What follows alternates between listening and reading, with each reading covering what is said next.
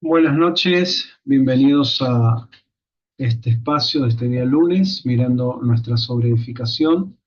Damos gracias al Señor por este tiempo que nos ha preparado, que nos ha guiado para que estemos juntos a través de esta plataforma. Y les invito a que juntos hagamos una oración. Padre, te damos muchas gracias. Gracias por este día, gracias por este tiempo. Gracias por las vidas de cada uno de mis hermanos. Gracias por la convocatoria del Espíritu, ya que no somos nosotros los que nos convocamos, sino que eres tú, Señor, que nos convoca. Gracias por la vida de tu Hijo en nosotros. Gracias por el aumento. Gracias por las fuerzas. Gracias por ese espíritu de sabiduría y ese espíritu de revelación, como dice Efesios, en cada uno de nosotros, que está alumbrando los ojos de nuestro entendimiento para que podamos capturar, Señor, lo que tú en este tiempo, Señor, nos está demandando, nos estás pidiendo, nos está inquietando y nos está llevando a que accionemos, Señor. En esta noche, Señor, gracias por la vida de cada uno de mis hermanos, de cada uno de los que forman parte, Señor, de los que cada uno, Señor, se toman el tiempo, Señor, de poder estar en esta clase, Señor. Te damos gracias por ellos, Señor. Los honramos, Señor, los abrazamos, los bendecimos, Señor. En esta noche, muchas gracias. En el nombre de Jesús. Amén. Muy bien, vamos a entonces a iniciar. Hemos comenzado la clase pasada, este, hablando un poquitito, y vamos a hacer una introducción de lo que hablamos la clase pasada y después le vamos a ir agregando alguno eh, que otro apunte que se ha preparado. Muy bien. Entonces habíamos hablado, este es un repaso, habíamos hablado en el punto 3, una generación que maquilla a sus muertos, ¿no? Y hablábamos de Mateo capítulo 23, versículo 1, Mateo 23, versículo 1, y decía lo siguiente, ¿no? Este, entonces Jesús le dijo a las multitudes y a sus discípulos: los maestros de la ley religiosa y los fariseos son intérpretes oficiales de la ley de Moisés, por lo tanto practican y obedecen todo lo que es diga, pero no sigan su ejemplo, pues ellos no hacen lo que enseñan. Aplastan a la gente bajo el peso de las exigencias religiosas insoportables y jamás mueven un dedo para aligerar la carga. Todo lo que hacen es para aparentar. En los brazos se ponen anchas cajas de oración con versículos de la Escritura y usan túnicas con flecos muy largos. Y les encanta sentarse a la mesa principal en los banquetes y ocupar los asientos de honor en las sinagogas. Les encanta recibir saludos respetuoso cuando caminan por las plazas y que lo llamen rabí, pero no permitan que a ustedes nadie les llame rabí porque tienen un solo maestro y todos ustedes son hermanos por igual. Y sigue diciendo la escritura: además, aquí en la tierra no se dirijan a nadie llamándole Padre, porque solo Dios que está en el cielo es su Padre celestial. Y no permitan que nadie llame Maestro, porque ustedes tienen un solo Maestro, el Mesías. El más importante entre ustedes debe ser el sirviente de los demás.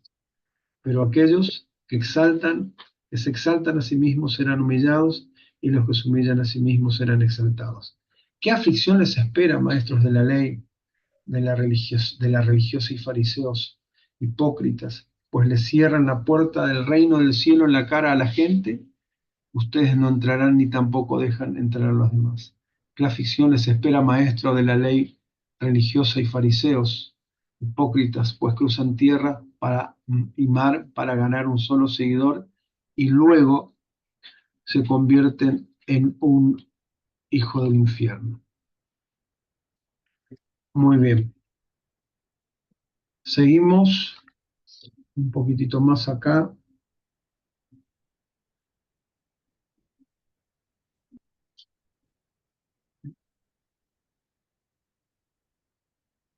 Seguimos, ya seguimos.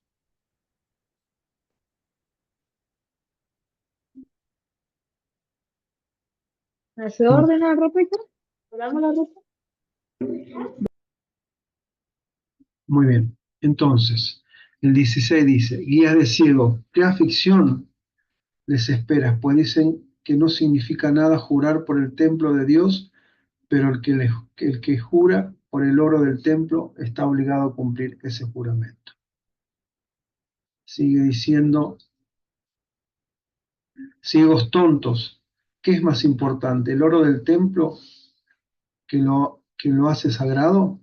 Y dicen que jurar por el altar no impone una obligación, pero jurar por las ofrendas que están sobre el altar se las impone. ¿Qué ciegos son? Pues, ¿qué es más importante, la ofrenda sobre el altar o el altar que hace que la ofrenda sea sagrada? Cuando juran por el altar y todo lo que hay encima. Y cuando juran por el templo, no solo juran por el templo, sino por Dios, quien vive allí. Y cuando juran por el cielo, juran por el trono y por Dios, quien se sienta en el trono. ¿Qué aflicción les espera, maestros de la ley, religiosos y fariseos, hipócritas? Pues se cuidan de dar diezmos sobre el más mínimo ingreso de sus jardines de hierba, pero pasan por alto los aspectos más importantes de la ley, la justicia, la misericordia, la fe y la fe. Es cierto que deben diezmar, pero sin descuidar las cosas más importantes. Guías de ciegos cuelgan el agua para no tragarse por accidente un mosquito, pero se tragan un camello. ¿Qué aflicción les espera, maestros de la ley religiosa y fariseos, hipócritas? Pues se cuidan, pues se cuidan de limpiar la parte exterior de la taza y del plato, pero usan estas sucias por dentro, llenos de avaricia y se permiten todo tipo de excesos. Fariseos ciegos, primero lava el interior de la taza y del plato, y entonces el exterior también quedará limpio. ¿Qué aflicción les espera, maestros de la ley religiosa, fariseos, hipócritas? Pues son como tumbas blanqueados, hermosas por fuera, pero llenos de huesos de muerto y de toda clase de impurezas por dentro. Por fuera parecen personas rectas, pero por dentro el corazón está lleno de hipocresía y desenfreno. ¿Qué aflicción les espera, maestros de la ley religiosa y fariseo hipócritas? Se edifican tumbas de profetas que sus antepasados mataron y adornan los monumentos de la gente justa que sus antepasados destruyeron. Luego dicen, si hubiéramos vivido en los días de nuestros antepasados, jamás nos habríamos unido con ellos para matar a los profetas. Pero al decir, dan testimonio en contra de ustedes mismos, que en verdad son descendientes de aquellos que asesinaron a los profetas. Sigan adelante y terminen lo que sus antepasados comenzaron. Serpientes, hijos de víbora, ¿cómo escaparán el juicio del infierno? Por tanto les envío profetas, hombres sabios y maestros de la ley religiosa, pero algunos los matarán crucificándolo y otros los azotarán con látigos en las sinagogas y los perseguirán y los matarán crucificándolo. A los otros los azotarán con látigos en las sinagogas y los perseguirán de ciudad en ciudad, y como consecuencia se les hará responsable del asesinato de toda la gente justa de todos los tiempos, donde el asesinato del justo Abel hasta Zacarías, hijo de Berequías, a quien mataron en el templo ante el santuario y el altar. Les digo la verdad, ese juicio caerá sobre esta misma generación. Entonces decíamos que para poder colaborar con Dios en la generación que estamos viendo, debemos hacer un diagnóstico de eso, era lo que habíamos dicho la otra vuelta, por eso hablábamos que cómo diagnosticaba Jesús la generación en la cual vivía, ¿no? Generación es el rango de 40 años eh, donde nacen y mueren, ese margen de personas es toda una generación, aproximadamente 40 años. Entonces le está hablando no solamente a una franja de esa generación, sino a toda esa generación. Jesús le estaba hablando, estaba diagnosticando y estaba exhibiendo lo que en realidad, eran, ¿no? Y él les decía, practican y obedezcan todo lo que digan los religiosos, pero no sigan su ejemplo. No había que seguir el ejemplo de los religiosos, porque hacen una cosa, dicen una cosa, pero hacen otra cosa totalmente distinta, decía Jesús a esa generación. Dice, aplastan a la gente bajo el peso de la exigencia, es decir, la religiosidad trae mucha exigencia, mucho peso, mucho dogma, todo era muy característico de ese momento, ¿no? Entonces decía ciegos, guías de ciego, hipócritas, todo eso era lo que Jesús estaba diagnosticando a esa generación, ¿no? Más allá de decirle un montón de otras cosas más, pasó eh, hasta llegar al punto en el cual nos corresponde hoy comenzar a tocar, y me quedo con esta parte de 2 de Timoteo, capítulo 3 versículo 1 que habíamos leído en la clase anterior. Dice, también debes saber esto, que en los postreros días vendrán tiempos peligrosos, ¿no? Tiempos peligrosos, es decir, que los tiempos peligrosos abundan. Los tiempos peligrosos son características de toda generación. Dice, porque habrá hombres amadores de sí mismos, avaros, vanagloriosos, soberbios, blasfemos, desobedientes a los padres, ingratos, impíos, sin afecto natural, implacables, calumniadores, intemperantes, crueles, aborrecedores de lo bueno, traidores, impetuosos, infatuados, amadores de los deleites más que de Dios, que tendrán apariencia de piedad, pero negarán la eficacia de ella. A estos evita, porque de estos son los que se meten en las casas y llevan cautivas a las mujercillas cargadas de pecado, arrastradas por diversas concupiscencias. Estas siempre están aprendiendo y nunca llegan al conocimiento de la verdad. De la manera que Janes y Jambres resistieron a Moisés, así también estos resisten a la verdad, hombres corruptos de entendimiento, réprobos en cuanto a la fe. Más, no irán más adelante, porque su insensatez será manifiesta a todos, como también lo fue en aquellos días. Entonces, una de las cosas que necesitamos entender es que tenemos que tener claridad en la generación en la cual estamos viviendo. Y es una generación que de repente,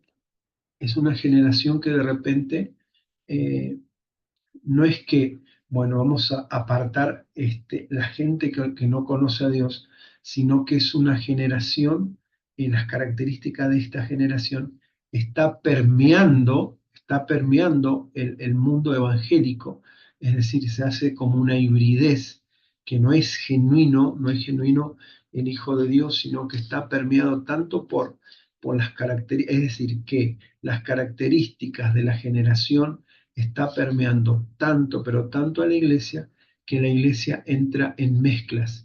Por eso necesita exhibirse la verdad, por eso necesita exhibirse la palabra de verdad, para que pueda ser extirpada, que pueda ser sacada la mentira de por medio. Por eso tenemos que tener un diagnóstico claro, por eso necesitamos entender con quiénes estamos trabajando, qué es lo que está trabajando en las personas.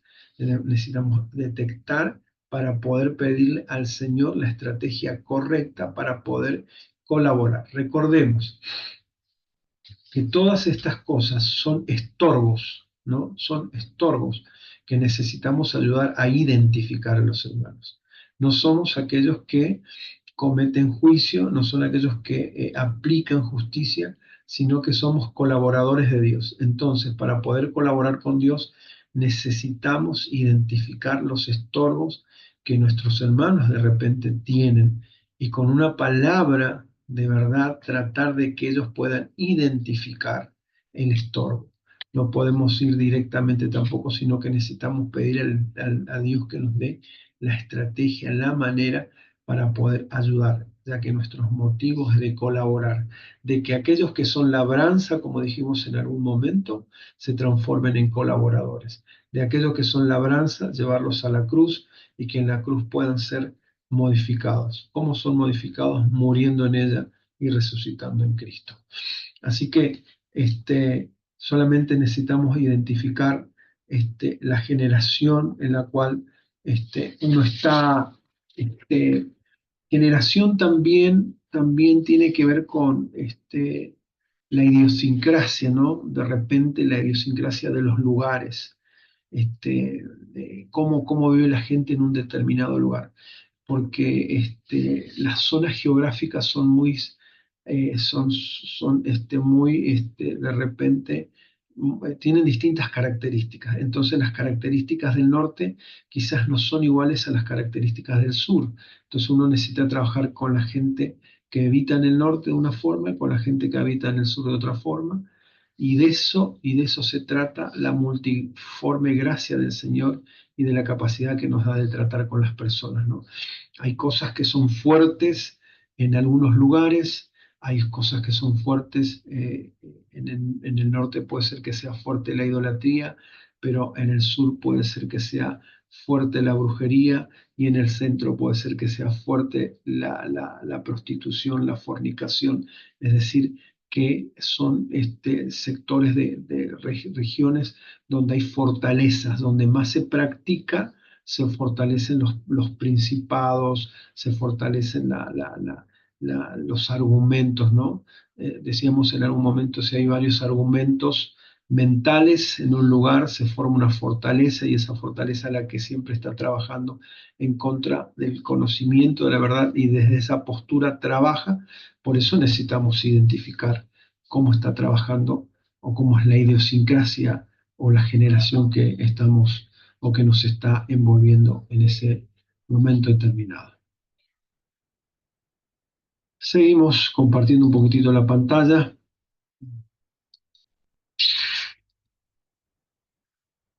Muy bien, número 4. Acá vamos a aportar algo más de lo que veníamos hablando. Esto todavía no lo hemos hablado. Dice, la luz que nos saca las máscaras. Primera de Corintios, capítulo 14, versículo 45. Dice, así también está escrito, fue hecho el primer hombre Adán, alma viviente, y el postrer Adán, espíritu vivificante. Entonces, así también está escrito, fue hecho el primer hombre Adán, alma viviente, y el postrer Adán, espíritu vivificante. Adán representa a los que están en él, en la carne, en lo animal, en la vieja naturaleza. Cristo representa a los que estamos, Cristo representa a todos los que estamos en él. Entonces, necesitamos, primero que todo, identificar, ¿no? hacer una especie de grilla en nuestras cabezas, una especie de tabla en nuestras cabezas, y ir ir vigilándonos, porque es fácil detectar en otros los errores, es fácil detectar en otros cuestiones de problemas, pero muchas veces es muy difícil identificar en nosotros. Entonces, que podamos hacer una especie de tabla y, y una doble columna, ¿no? Y escribir ahí, para mí, es decir, cuando estoy manifestando la vieja naturaleza, cuando estoy manifestando a Adán y cuando estoy manifestando a Cristo. Está bueno que también pueda identificar cuando estoy manifestando a Cristo, porque necesito volverme una persona fortalecida en poder manifestar a Cristo. Entonces, esto es manifestar a Cristo. Entonces, yo identificar, claro, esto es manifestar a Cristo. Esto pertenece todavía a la vieja naturaleza. No, nos duele, nos cuesta horrores, no nos gusta, a nadie nos gusta identificar las cuestiones malas que tenemos, pero es necesario identificarlas. Entonces, uno va a ir sabiendo, no va a vivir ese engaño porque vivimos arrastrando el engaño de que pensamos que estamos continuamente bien y no estamos continuamente bien si no aprendemos a identificar el engaño que queremos ayudar a otro a que lo identifique. Necesitamos aprender a identificarlo en nosotros primero. Entonces, cuando estamos siendo engañados por el primer Adán, que podamos identificar, ¿no? Entonces, todo aquello que pertenece a la vieja naturaleza, todo aquello que pertenece al viejo Adán, todo aquello que pertenece al honor no regenerado, eso pertenece al hombre caído y eso necesitamos identificarlo, porque es ahí donde nosotros necesitamos trabajar. Lo de Cristo que está formándose en nosotros, gloria a Dios, lo vemos, lo fortalecemos, pero necesitamos hacer un énfasis en aquellas cosas que todavía están en nosotros y no han muerto, por eso necesitamos identificar y tenerlo en forma muy clara. Entonces, tenemos que morir a Adán y resucitar a Cristo. Eso es claro. Tenemos que morir a todo lo adámico y tenemos que resucitar a Cristo. Cuando Cristo crece, crece el deseo por Él. Cuando Cristo crece, crece el deseo por Él. Entonces, vos te das cuenta la persona que está en contacto con vos, la persona que está discipulando, la persona que estás trabajando con vos, ¿qué vamos a hacer? ¿Qué no vamos a hacer? ¿Cuándo vamos a orar? ¿Cuándo vamos a tener reunión?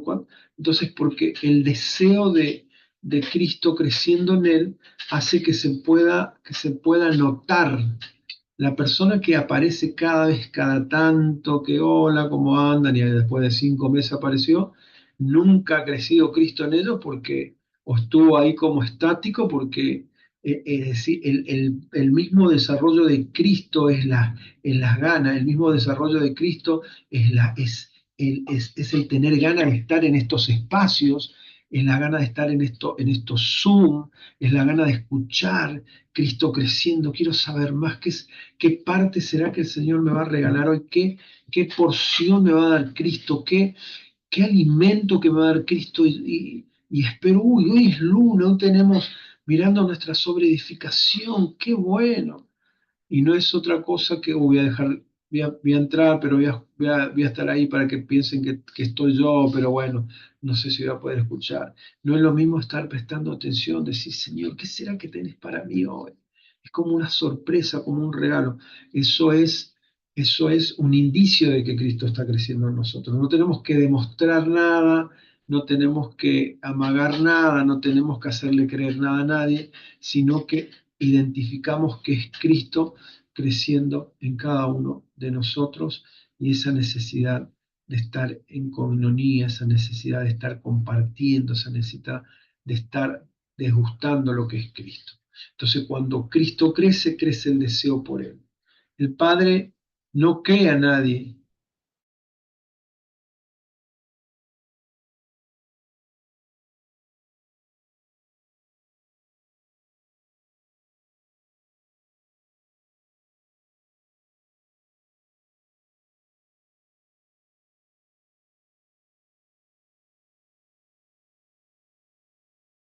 Entonces, no vamos a hacer, no vamos a hacer este,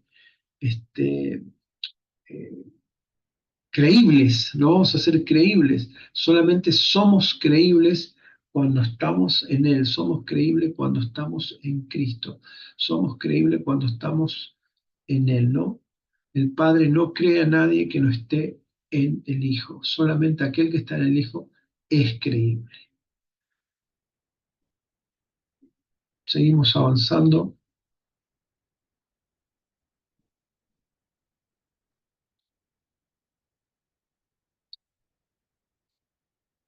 muy bien.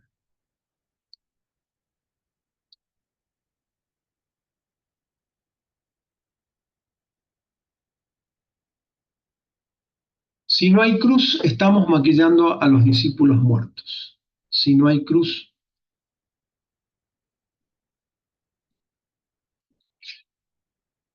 estamos maquillando a los discípulos muertos. No podemos solamente llevar a la gente al entusiasmo, no podemos llevar a la gente a la ficción, no podemos llevar a la gente a un mundo en equívoco, no podemos llevar a la gente a un mundo que no es real, sino que necesitamos llevarla a un solo punto, y ese punto es la cruz. Si nosotros no llevamos a la gente al entendimiento de la cruz, todo lo que hacemos es maquillar muertos, porque solamente tiene vida aquel que ha resucitado juntamente con Cristo.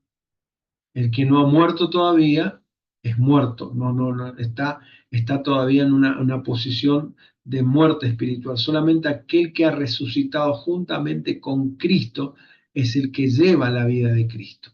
Por eso todo lo que hagamos solamente será maquillaje.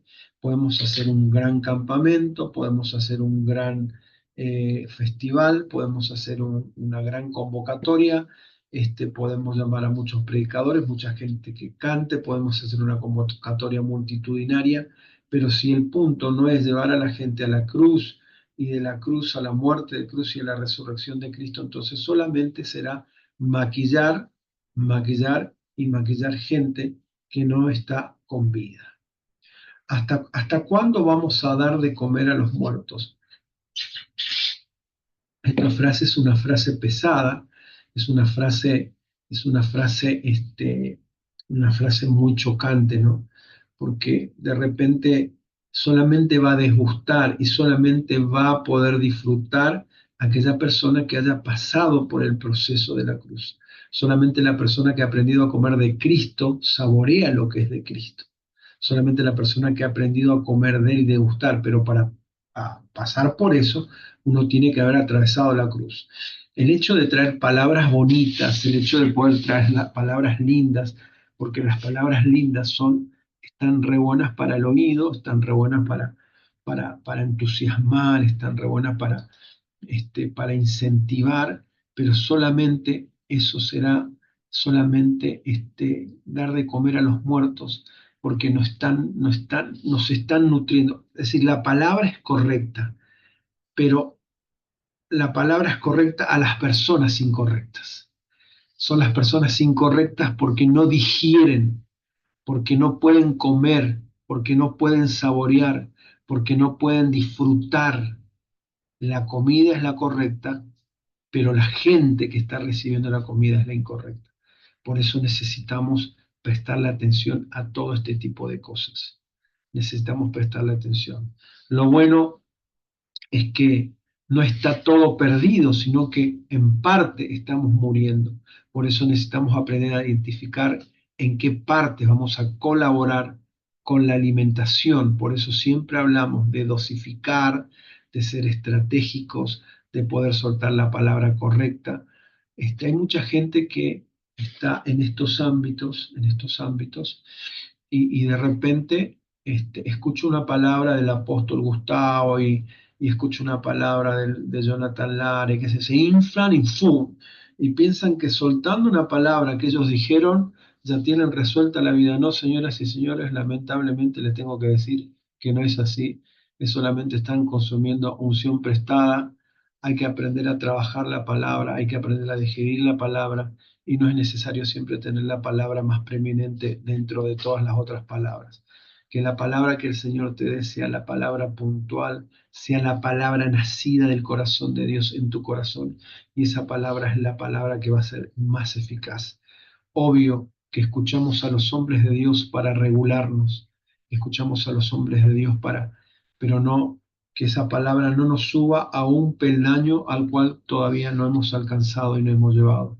Dejemos que la palabra trabaje en cada uno de nosotros. Por eso se habla continuamente de la dosificación, por eso se habla continuamente de trabajar la palabra, por eso se habla continuamente de poder ser equilibrado en lo que uno va trabajando. Y esto es un arte, el arte de poder enseñar, el arte de poder transmitir, el arte de poder desarrollar la palabra en uno. Continuamos.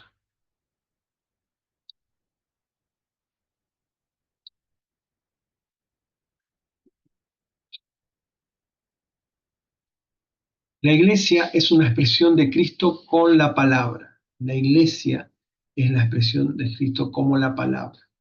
Somos esa expresión en la palabra, es decir, la palabra y Cristo está junto, está unida, y esa es nuestra expresión. No podemos disociar, no podemos hablar cosas que no estén encastradas en la palabra, no podemos hablar cosas que pertenecen demasiado al plano personal, porque hay una desconexión de la palabra real. Por eso siempre lo primordial es la palabra, porque la palabra es la expresión de Cristo, ¿no? O Cristo es la expresión de la palabra. Cristo ama y desea todo lo que Dios ama y desea.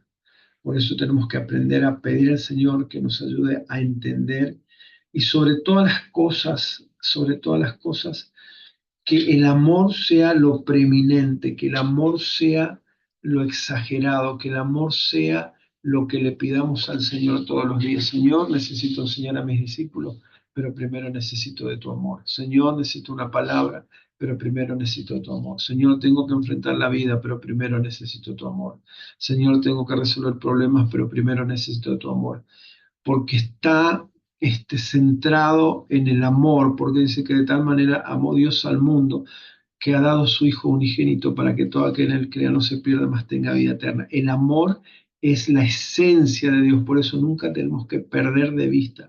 A veces somos muy extremistas y como que sacamos de lado y nos volvemos en una posición así tipo muy confrontadora, pero aún en esa confrontación tiene que estar el amor de Dios en nuestras vidas. A la carne le gusta servir. Son cosas que fuimos anotando. A la carne le gusta servir muchas veces el servicio, muchas veces el activismo, muchas veces el hacer cosas nos hace pensar que está todo correcto, que está todo bien, que está todo alineado, pero en realidad tenemos que encontrar ese equilibrio del cual estábamos hablando. Otra de las frases, hay que devolverle la iglesia a Dios, es decir, que nosotros no somos los que controlamos, lo que manejamos, lo que producimos, todo lo hace el Señor. Y otra frase, otra oración, si la oveja está sana, si la oveja está sana, se reproduce. Si la oveja está sana, se reproduce. Ahí tengo un error. Si la oveja está sana, se reproduce. Esa era la frase. Así que con eso tenemos el punto número 4 que estuvimos hablando. La oveja sana se reproduce. Esto hablando de la luz que nos saca las máscaras. Muy bien. Continuamos un poco más. La oveja sana se reproduce. Romanos 1:4, 1 al 4 habla del pecado. Cuando nosotros tenemos problemas de pecado, hay que leer Romanos 1:4 y entender Romanos 4, porque problemas de pecado son problemas de la sangre. La sangre trata los problemas de pecado. La sangre trata los problemas de pecado. Ahora cuando tenemos problemas de naturaleza, lo que trata la naturaleza es la cruz. Esto tenemos que tener claro. Sangre trata el pecado, la cruz trata la naturaleza, ¿no? De repente el otro día habíamos hablado en algunos espacios que muchas veces atribuimos a espíritus demoníacos determinadas reacciones nuestras, ¿no? Sí, porque la brujería, porque la hechicería, porque el brujo de la esquina, porque el brujo de la vuelta, porque la hechicera de la otra cuadra. Y en realidad no tiene que ver con brujería, no tiene que ver con hechicería, sino que tiene que ver con cambios de naturaleza en nosotros, porque hay problemas de naturaleza, ¿no? Entonces, yo digo, pasó el gato por enfrente mío y le doy una patada porque estoy recontra enojado y digo, sí, el hechicero de la esquina que me está haciendo macumba y... No, es un cambio de naturaleza que tiene que producirse en tu vida, tiene que haber un cambio de modales, tiene que haber una regeneración en tu conducta. Entonces, no puedes atribuir eso a la brujería o a la hechicería. No puedes decir, este brujo de porquería de la otra cuadra y tengo 2 millones que pagar en la tarjeta. No, fue una mala administración, es un cambio de naturaleza en tu vida. Uno no puede atribuir cosas de cambio de naturaleza a lo espiritual, sino que tiene que haber una naturaleza regenerada, una naturaleza reconstruida, ¿no? Un cambio de naturaleza, muerte a una naturaleza y nacimiento de una nueva naturaleza, la nueva humanidad que es la nueva humanidad en Cristo. Siempre decimos que el Evangelio no mejora, el Evangelio tiene que hacer nacer, tiene que matar algo y tiene que hacer nacer algo. Eso es el Evangelio no mejora, no tunea, no tunea. A veces queremos tener un Citroën y ponerle llanta de no sé qué y pintarlo, no sé qué, parece que queda hermoso, queda lindo, pero no es lo mismo que tener una Ferrari. Entonces necesitamos hacer morir, necesitamos eliminar todo lo que tenga que ver con la vieja naturaleza. Por eso necesitamos identificar. Hay momentos en los cuales estamos recibiendo acechanzas del diablo, influencias del diablo, sí, porque el diablo no para nunca, el diablo utiliza sus huestes satánicas, sus seguidores, continuamente están haciendo lo malo, hay influencia, nos cruzan por la cabeza la influencia todo el día están haciendo cosas, pero lo que yo no le voy a atribuir que hay una una reacción mía que pertenece a la vieja naturaleza y le voy a terminar atribuyendo a un brujo, sino que tiene que ver con un cambio de naturaleza en mí. Por eso necesito identificar. Prohibido dormirse, prohibido bostezar. Entonces, prohibido dormirse, Julio, ahí, abrí bien lo grande los ojos, no te muever más. Atento, vamos muchachos, vamos. Entonces, tiene que haber un cambio de naturaleza en nosotros. No es problema del diablo, cambio de naturaleza. Por supuesto que habrá influencia, habrá, pero necesitamos aprender a identificarlos. Por eso, problemas de pecado, Romanos capítulo 1 al capítulo 4. Romanos capítulo 5 al versículo 12, problemas de naturaleza. La cruz los trata perfectamente, porque Dios levanta a su Hijo y nosotros estamos en él. Amén. Muy bien, esto correspondía a lo que faltaba en la otra parte. Ahora le agrego un par de cositas acá para seguir hablando acerca de algunas cosas que encontré interesante compartírselas. Y el número 5 dice el título, La práctica hace al maestro.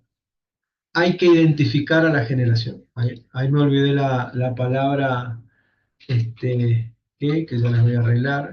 Hay que identificar a la generación. La práctica es el maestro, hay que identificar a la generación. Para ello vamos a trabajar una palabra, vamos a trabajar varias palabras donde Jesús está como haciendo referencia a distintos tipos de generación. Por eso la práctica hace el maestro y también vamos a ver un ejemplo de Pedro. Muy bien, San Mateo capítulo 11, versículo 16 al 19. Esta está en la traducción lenguaje actual. Esta versión está en la traducción lenguaje actual. Que dice lo siguiente: ustedes, los que viven en esta época, son como los niños que se sientan a jugar en las plazas y gritan a otros niños.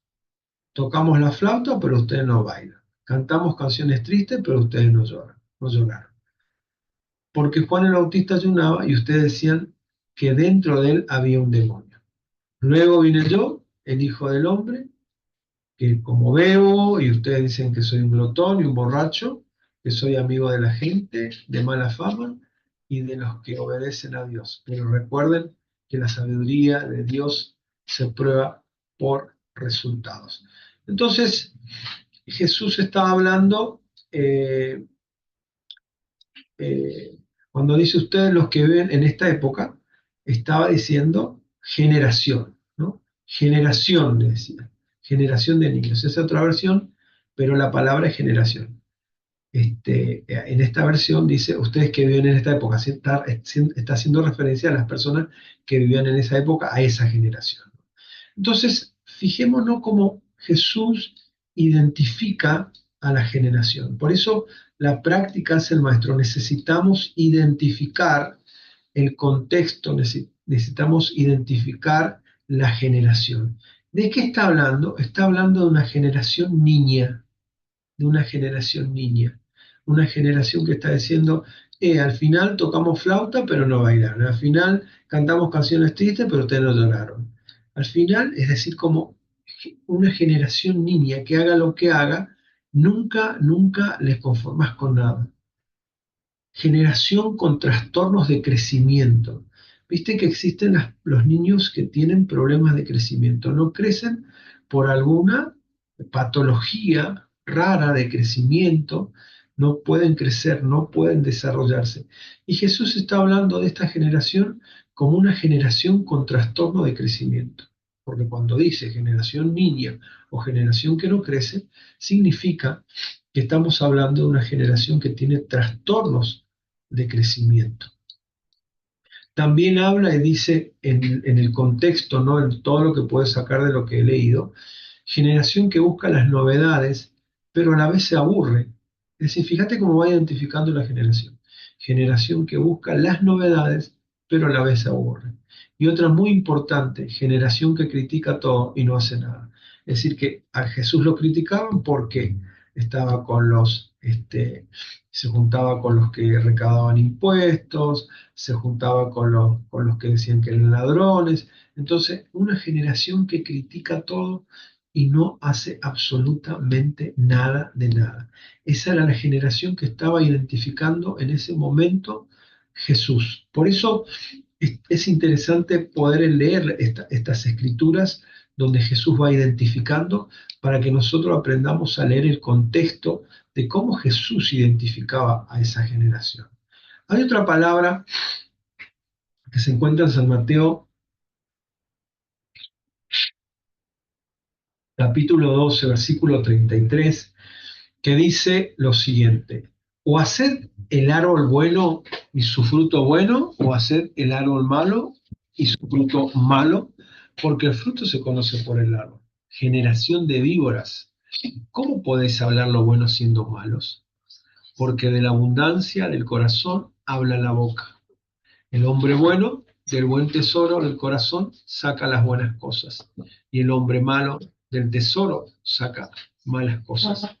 Mas yo os digo, de toda palabra ociosa que hablen los hombres, de ellas darán cuenta en el juicio, porque por tus palabras serán justificadas y por tus palabras serás condenada.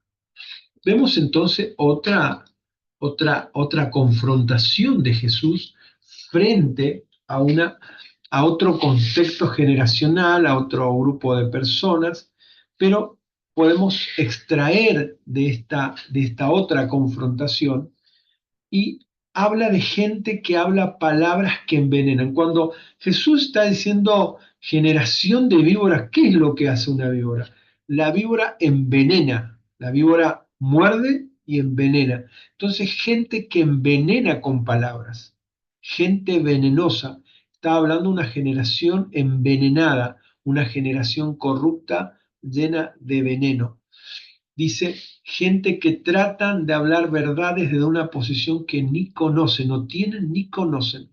La generación de víbora, la generación que envenenan, son esas personas que están en una determinada posición y piensan que es una determinada posición y es la correcta. Y en realidad comienzan a emitir palabras, pero desde una posición que no tienen, no es existente en ella esa posición. Gente que hablan ociosamente. Es como siempre decimos, ¿no? Una cosa es estar en el living de casa viendo el bombardeo que está sucediendo en este momento en Israel, entre Israel y los países del Medio Oriente, y otra cosa es estar en el campo de batalla viendo cómo la cúpula de hierro desvía los misiles. Una cosa es hablar ociosamente, ¿no? Es como aquel que se sienta y comienza a decir, comienza a gritarle a los jugadores de fútbol, che, paralítico, che, estás enyesado, es decir, ociosamente en una posición entonces esta generación es ese tipo de personas que habla ociosamente, gente que tiene un corazón dañado, desde su corazón dañado es lo que emite palabras. Y todo corazón dañado lo único que va a emitir va a ser justamente ese daño hacia otros, ese daño hacia otros. Por eso, en el ejemplo número 1, miramos un contexto determinado de lo que Jesús hizo, y en el otro contexto, otro ejemplo de cómo identificar la generación. Vayamos a este otro de Mateo 17, 14 al 21, que dice lo siguiente. Esto ya lo hemos hablado en algún momento, pero vale la pena volver a retomarlo. Cuando llegaron el gentío, vino a él un hombre que se arrodilló delante de él diciendo: Señor, ten misericordia de mi hijo, que es lunático y padece muchísimo, porque muchas veces cae al fuego, muchas veces en el agua. Y lo he traído a tus discípulos, pero no le han podido sanar. No han podido hacer absolutamente nada, no le han podido sanar. Sigue diciendo la escritura: respondió Jesús, le dijo: oh generación incrédula y perversa, ¿hasta cuándo he de estar con vosotros? ¿Hasta cuándo os he de soportar? Traédmelo acá. Y reprendió Jesús al demonio, el cual salió del muchacho, y éste quedó sano desde aquella hora. Y viendo entonces los discípulos, y viniendo entonces los discípulos a Jesús aparte, dijeron: ¿por qué nosotros no pudimos echarle fuera? Jesús le dijo: por vuestra poca fe, porque de cierto digo que si tuvieres fe como un grano de mostaza, dirías a este monte: pásate de aquí a allá, y pasará, y nada os será imposible. Pero este género no sale sino con oración y ayuno. Entonces, cuando hablábamos de esta palabra en algún momento, hablábamos de la palabra género, que proviene de la palabra gen, y gen es donde está el ADN y donde están todas las configuraciones del ser humano o del ser animal en la parte genética. El gen es de la parte genética donde vienen todas las características que se transmiten de una generación a otra generación, genéticamente hablando. Entonces, resulta ser que esto es un problema genético, lo que Jesús está identificando.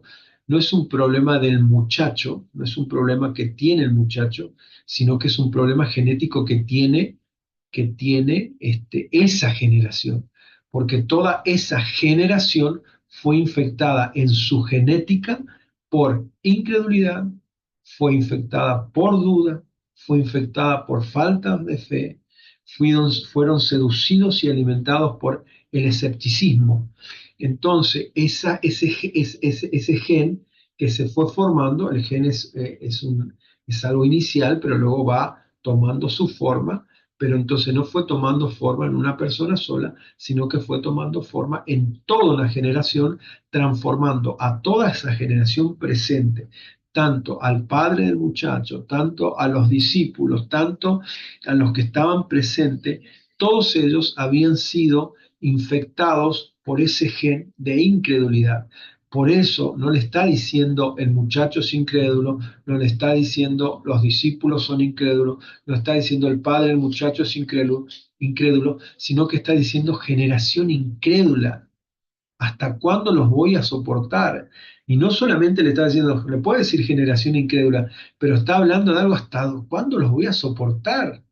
Es decir, que no era un problema de Jesús echar fuera al demonio, el muchacho. El problema es que estaba lidiando con un problema generacional.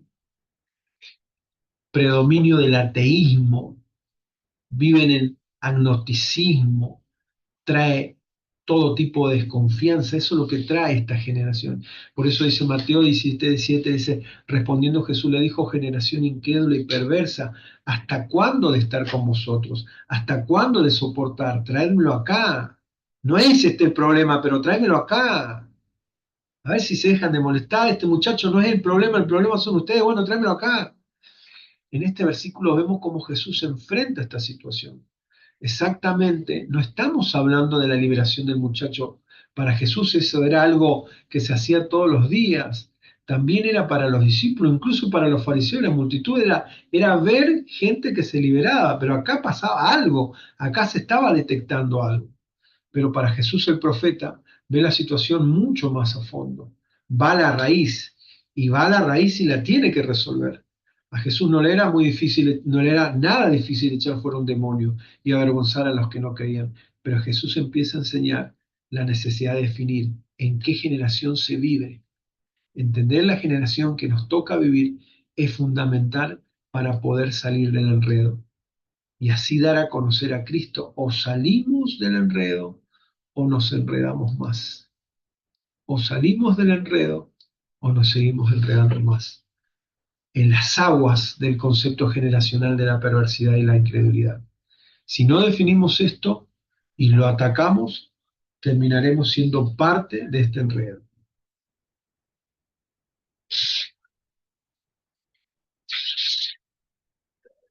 Jesús confronta a la generación y la llama incrédula y la llama perversa. Jesús abre y muestra el espíritu con que se mueve la generación. Jesús no está confrontando a alguien especial, Jesús está confrontando a toda la generación. Esta generación está compuesta por religiosos, fariseos, que no tienen verdad. También con la multitud incrédula, y con la multitud incrédula reflejadas en las palabras del padre del muchacho lunático. Creo, pero ayúdame en mi incredulidad. Lo está manifestando. Soy un incrédulo. Todos están manifestando incredulidad. Porque también a través de la religión, que puede convertirse en el evangelio malentendido, se aleja directamente a las personas colocando en el monte de la incredulidad. Porque tratan de de conocer a Dios desde la razón, y los discípulos siguen tratando de convencer con palabras y en la razón a un grupo de religiosos e hipócritas. Es decir, lo peor que puede pasar es tratar de entender todo desde el punto de vista del razonamiento. No podemos razonar, por eso hay que detectar. Y vos fijate, ¿no? Todos son como distintos contextos. Si bien Jesús estuvo ministrando 3 años y medio y estuvo hablando en distintos lugares, pero como que identificaba partes de la generación en la cual estaba viviendo. Por eso es un trabajo de campo el que tenemos que hacer nosotros, no solamente hacer determinadas cosas, sino que todo esto se está volviendo cada vez mucho más profesional, el hecho de encarar el trabajo que estamos haciendo, de volvernos profesionales de cómo encarar, de cómo planificarnos para poder trabajar. Dice Hechos capítulo 2, versículo 38 al 41, dice, Pedro les dijo, arrepentíos y bautícense cada uno de vosotros en el nombre de Jesucristo, para perdón de los pecados y recibiréis el don del Espíritu Santo. Porque para vosotros es la promesa y para vuestros hijos y para todos los que están lejos, para cuantos el Señor nuestro Dios llamare. Y con nuestras muchas palabras, y con las muchas palabras, y con otras muchas palabras testificaba y les exhortaba diciendo, sed salvo de esta perversa generación. Así que los que recibieron su palabra fueron bautizados y se añadieron aquel día como 3.000 personas. Vemos el discurso de Pedro post el bautismo del Espíritu Santo.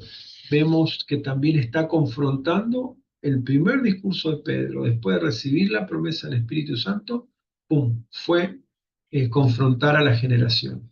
Primero que todo, le dijo, son una generación alejada de Dios. Otra de las cosas que les dijo, generación que tenía que cambiar su forma de pensar. Cuando nosotros hablamos y decimos hay que arrepentirse, significa que tiene que haber un cambio de pensamiento, arrepentimiento, metanoia, cambio de pensamiento, generación que tiene que cambiar su forma de pensar. También les dice generación perversa. Le dice, con esta palabra generación perversa, parece que la palabra generación perversa es una palabra tipo así común y corriente, pues es perverso, pero estuve buscando algunos sinónimos y entre decirle palabras perversas le estaba diciendo, entre decirle generación perversa le estaba diciendo generación mala, generación pérfida, generación inicua, generación cruel, generación vil, generación malévola, generación endiablada. El tipo de confrontación que Pedro le hacía a esta gente era algo que pudo previamente identificar, ¿no? Pudo previamente identificar, por eso confrontó a esta generación. Entonces, en esta parte necesitamos, como decimos anteriormente, eh, tener planes de trabajo, cómo vamos a enfrentar determinadas cosas. No es solamente tener una buena palabra un día domingo, tener una buena palabra un día miércoles, sino tener un plan con qué estoy trabajando, qué es lo que manifiesta, qué es lo que se está, qué tipo de generación se está manifestando, cuáles van a ser las palabras que van a poder, van a servir de antídoto para que yo pueda colaborar con mis hermanos. Entonces me vuelvo una persona hábil, me vuelvo una persona que no solamente es un hermanito más, sino que es alguien que se vuelve una persona peligrosa para el mundo de las tinieblas, porque lo estoy haciendo con conciencia y porque lo estoy haciendo con entendimiento y lo estoy haciendo con inteligencia espiritual. Eso es lo que necesitamos desarrollar y necesitamos trabajar en cada uno de nosotros. Que el Señor nos ayude. Hay mucho por hacer. Cada vez que hablamos, parece que el espectro se abre mucho mayormente. Parece que se está como abriendo así cosas que, wow, nunca nos hubiésemos imaginado hablar todo este tipo de cosas, pero gracias le damos al Señor por su sabiduría y su entendimiento. Muy bien. Hay otra parte que me pareció también valedera para poder compartirles y se llama maquillaje en todas las épocas. Maquillaje en todas las épocas. Y esto es un poquitito de historia para poder entrar al hueso de lo que quiero decirles en esta noche. Las sociedades las sociedades que olvidan su historia están condenadas a repetirla. Esta frase célebre, atribuida a distintos pensadores, aplica en forma espacial a la narrativa bíblica. La historia de los reyes de Israel provee innumerables ejemplos de cómo construir una nación próspera y cómo destruirla también. Esa fue la característica de las sociedades hebreas, ¿no? Siempre llegaban a un apogeo extraordinario y después un declive impresionante en varios de los reinados. David fue el segundo rey de los israelitas, un monarca que desde los comienzos de su reinado entendió toda mejora social, económica, cultural, que todo eso empieza con una mejora espiritual. Su primera medida política consistió en trasladar el Arca del Pacto de Jerusalén, la capital del reino. Ese sencillo acto demostraba cuán consciente era su necesidad de la presencia y la sabiduría de Dios para ser un buen rey y guiar la nación a un proceso de crecimiento. Entonces lleva el arca porque él sabía que eso era preeminente. Bajo el reinado de David, Israel logró avances significativos. Se extendió territorialmente, la economía floreció, hubo desarrollo cultural y tecnológico, paz social, etc. Sin embargo, David se lo podría catalogar como un simple sembrador. Él solo sembró lo que luego su hijo Salomón cosecharía. David fue el rey que estableció las bases espirituales invisibles sobre las cuales Salomón edificaría la gran prosperidad visible de Israel. Fíjate esta parte, David fue el rey que estableció las bases espirituales invisibles sobre las cuales Salomón edificaría la gran prosperidad visible de Israel.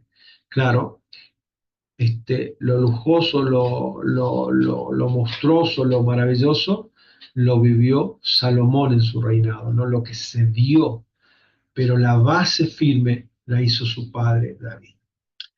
A Salomón se lo recordará siempre por uno de los hombres más sabios de la historia. Al igual que su padre, fue muy consciente de su necesidad espiritual. Era consciente de que Dios necesitaba estar en el centro. Al asumir el trono, le pidió sabiduría a Dios para ser un buen gobernante. Y Dios se lo dio. A tal punto que se convirtió en mucho más que un político astuto. Mirá, siempre admiro esto de Salomón, porque a veces el rey Salomón sabio, pero dentro de toda esa sabiduría y dentro de todo eso, a veces tenemos dos o tres palabras, pero dentro de esas dos o tres palabras hay un montón de cosas.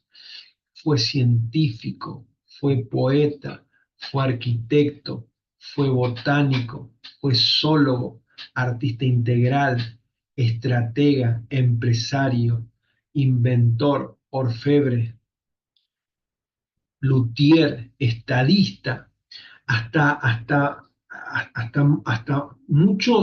muchos creen que no sabían de dónde sacaba tanto oro, entonces eh, muchos creen que él había aprendido el arte de transformar metales en oro, que hay una ciencia que transforma el metal, cualquier metal, en oro. Entonces era tan, pero tan inteligente que muchos atribuyen a esto. Son pensamientos, ¿no? Pero de todas partes del mundo viajaban a Israel a escuchar la sabiduría de Salomón y a contemplar el esplendor del país. Era de muy buena reputación. Seguimos. En materia política, la sabiduría de Salomón se expresó en su capacidad para crear alianzas de paz. El Señor le dio sabiduría a Salomón tal como se lo había prometido. Así que Hiram y Salomón formaron una alianza de paz. Hiram era el rey de Tiro, un gobernante muy distinto a Salomón, pertenecía a una nación distinta, pensaba distinto, practicaba una religión distinta, profesaba ideologías distintas. No obstante, Salomón no lo vio como un enemigo, sino como un socio. En vez de pelearse, Salomón y Hiram hicieron un acuerdo comercial que beneficiaría a ambos reinos. Y mucho más, y fue mucho más que un mero trato de negocios, formar una alianza de paz, porque la paz es lo que construye el beneficio común. Pero en el apogeo del desarrollo de Israel, simultáneamente comenzó un lento e invisible proceso de deterioro espiritual. Fíjate, un deterioro espiritual. Comenzó a deteriorarse espiritualmente el reinado de Salomón. Inició en casi imperceptibles inclinaciones en el corazón de Salomón. Es decir, que como que el corazón de Salomón comenzó a inclinarse gradualmente y fue perdiendo esa dependencia de Dios. Vos fijate lo que representa esto, el principio de la sabiduría. Es decir, no solamente la dependencia de Dios, al perder dependencia de Dios va perdiendo ese principio de sabiduría.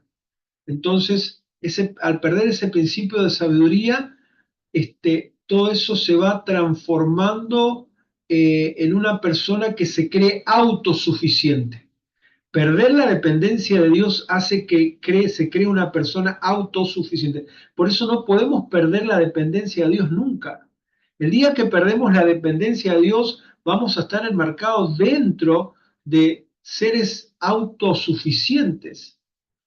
Para complacer a sus muchas esposas extranjeras, Salomón empezó a meter el paganismo, altares de adoración a ídolos que el pueblo empezó a seguir. No solamente ponía altares, sino que el pueblo le llamaba la atención y comenzaba a adorar a esos dioses ajenos. Y así como su padre David, le había legado un fundamento espiritual invisible sobre el cual edificó el mayor progreso de la nación, él también dejó bases intangibles para su hijo Roboam. Solo que en este caso no se trató de un cimiento sólido, sino de uno contaminado, ¿no? Qué importante.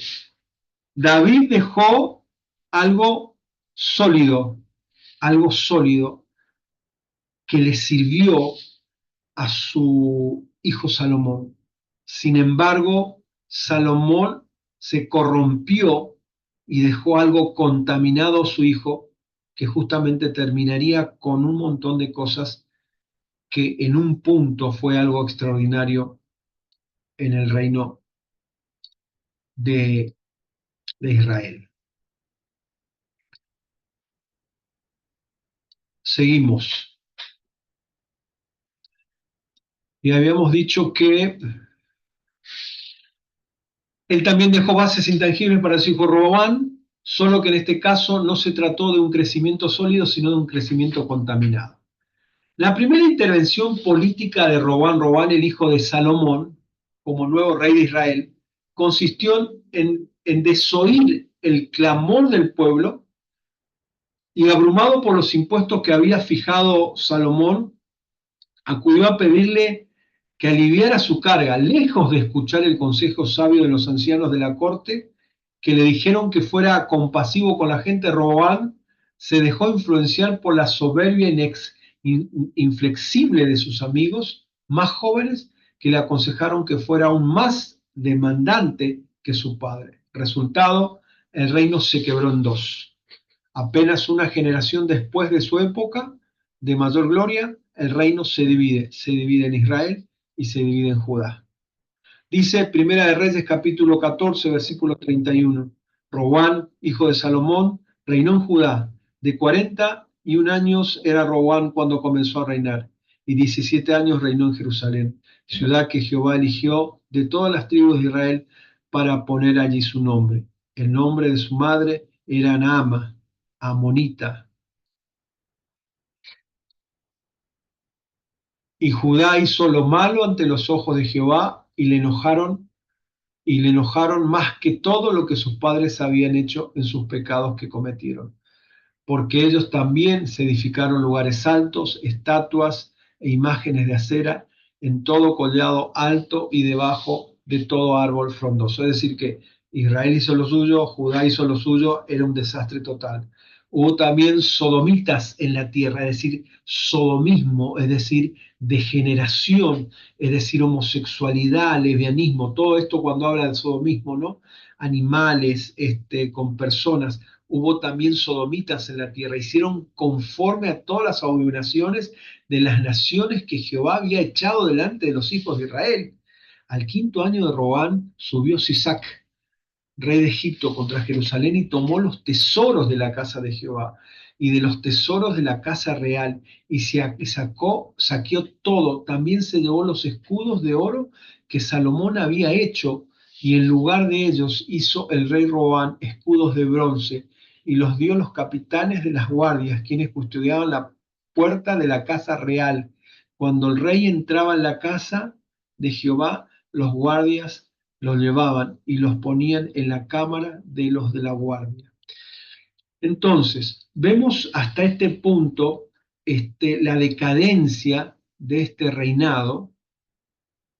Dice para terminar el versículo, los demás hechos de Roboam y todos los que hizo no están escritos en las crónicas de los reyes de Judá.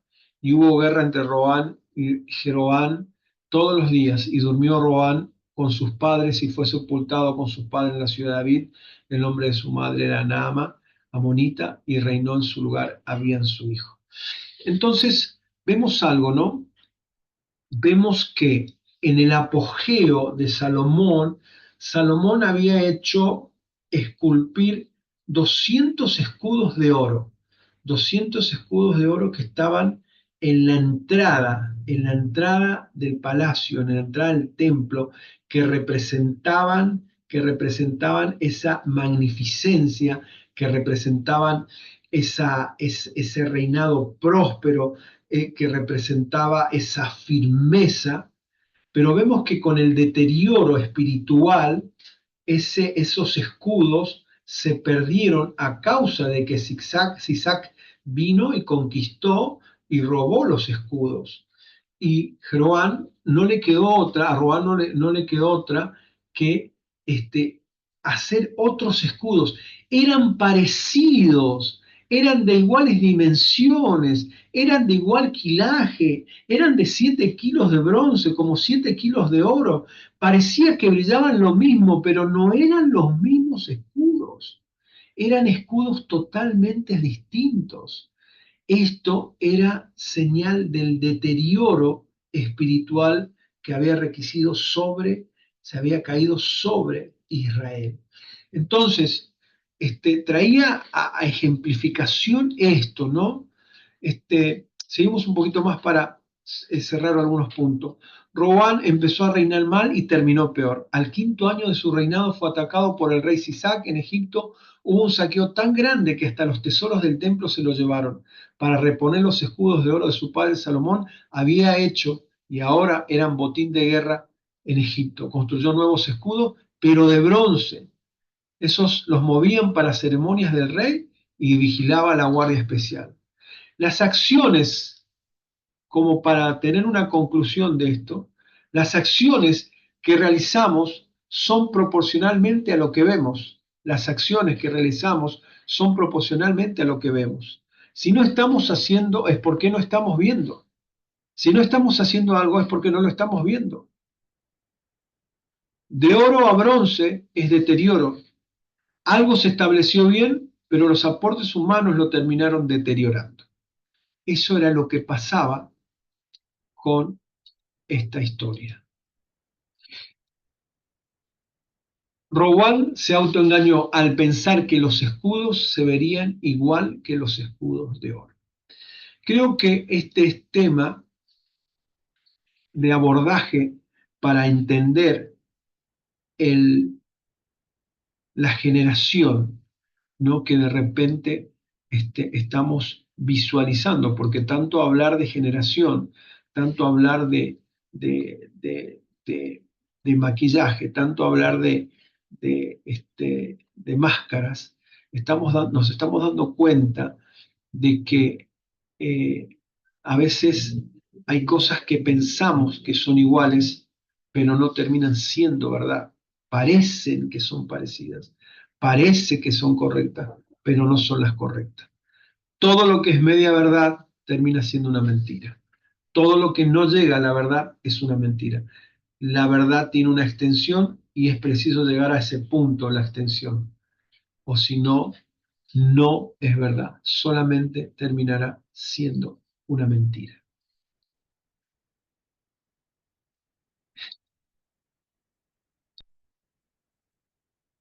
Seguimos.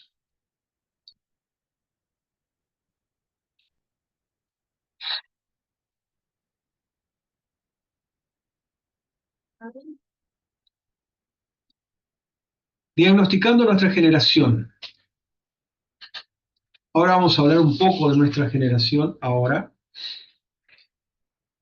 Efesios capítulo 4, versículo 13, en la versión NTV, traducción lenguaje actual,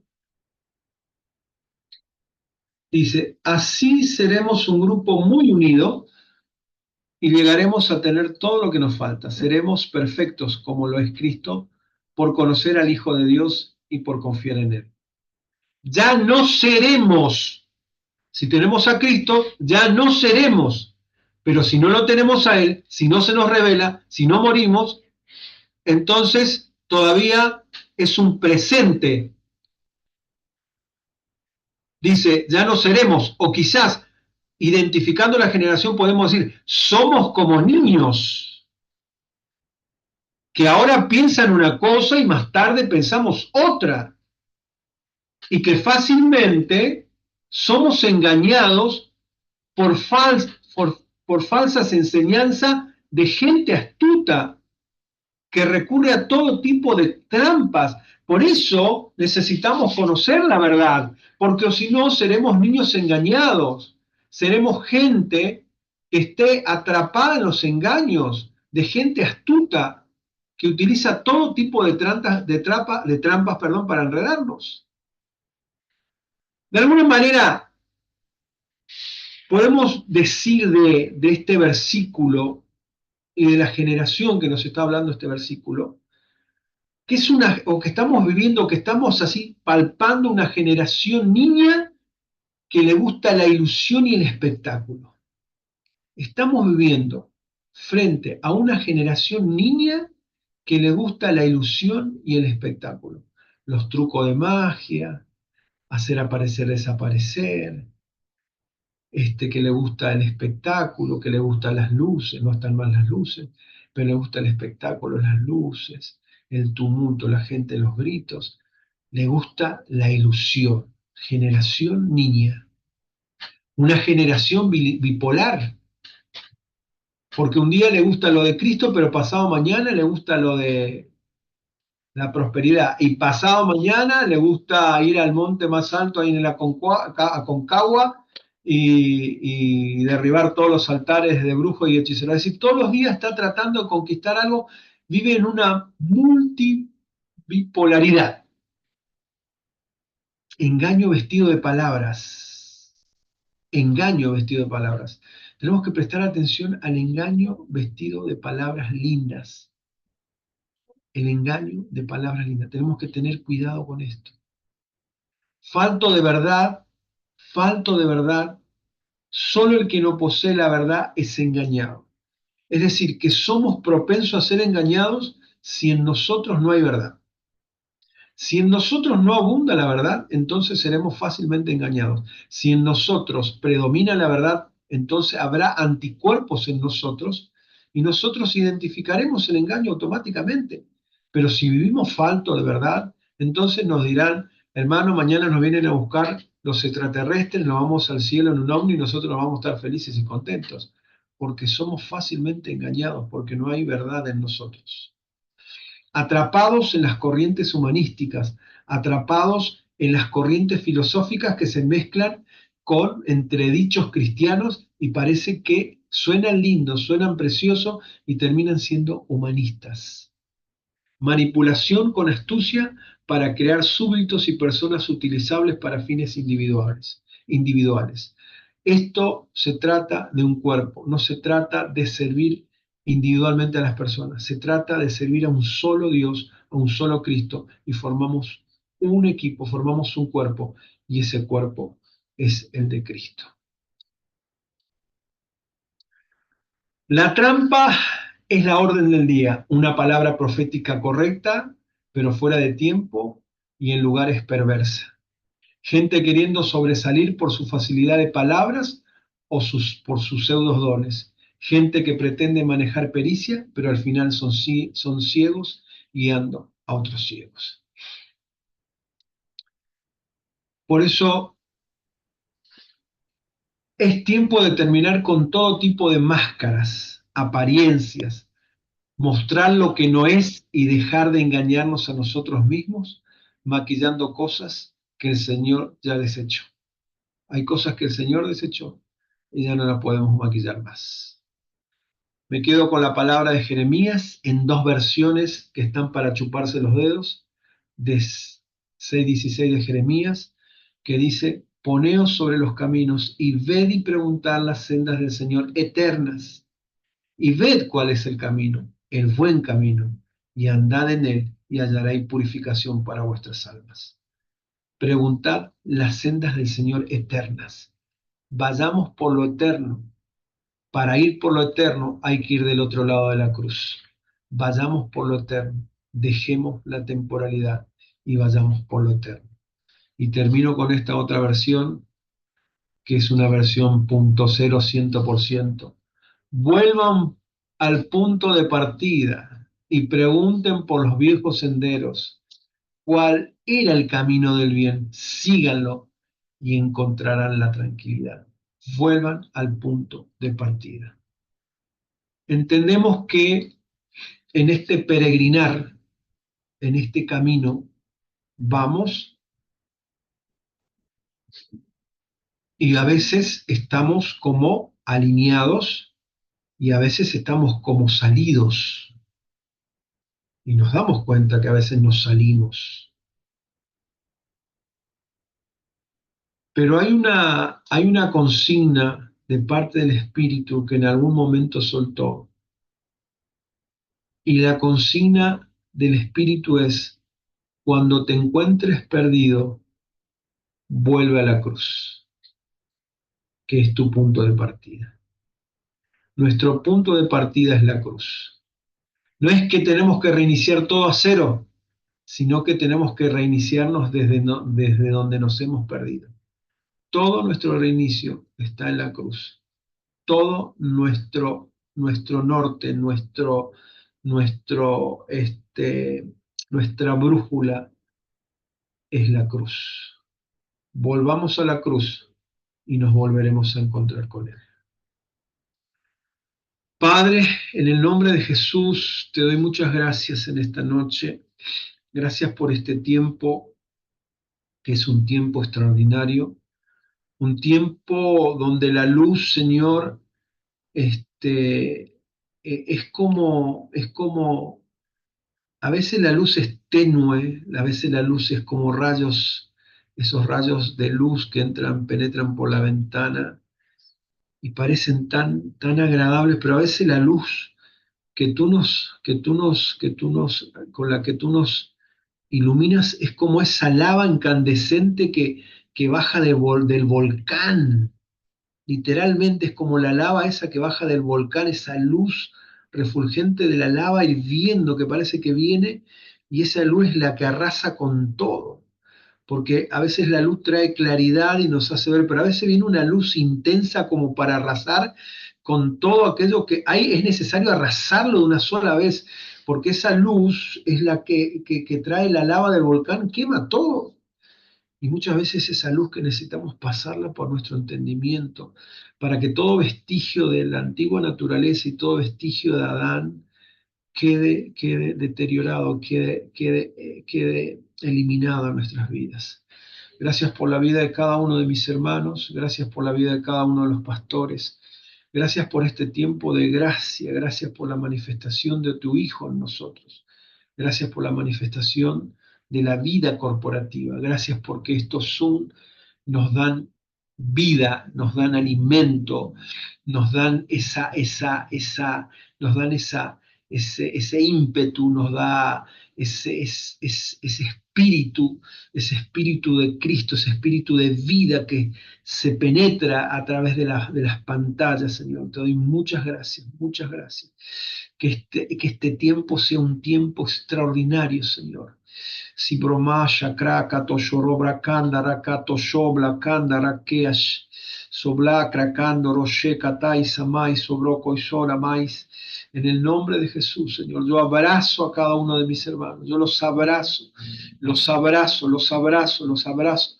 Que esta palabra sea un impulso, que esta palabra sea un impulso, que esta palabra sea un impulso. Aquellos que van a escuchar el video posteriormente, que pueda servir de edificación, Señor, al cuerpo. Te damos muchas gracias, Señor, muchas gracias por